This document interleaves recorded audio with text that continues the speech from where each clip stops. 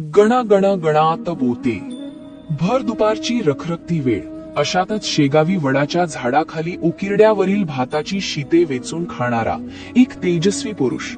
हे दृश्य बंकटलाल अग्रवाल आणि दामोदर पंत कुलकर्णी यांच्या दृष्टीस पडले. 1878 सालची ही गोष्ट आहे, जेव्हा श्री महाराज शेगावात प्रकट झाले.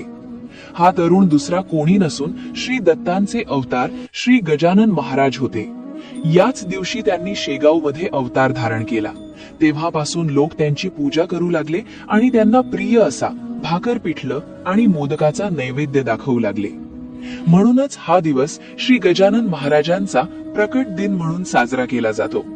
यावर्षी 8 फेब्रुवारी रोजी महाराजांचा पवित्र प्रकट दिन सोहळा येत आहे. म्हणून आपणही या दिवशी महाराजांचे स्मरण करून आणि सदाचाराच्या मार्गावर चालून आपल्या जीवनात महाराजांची कृपा अनुभवावी.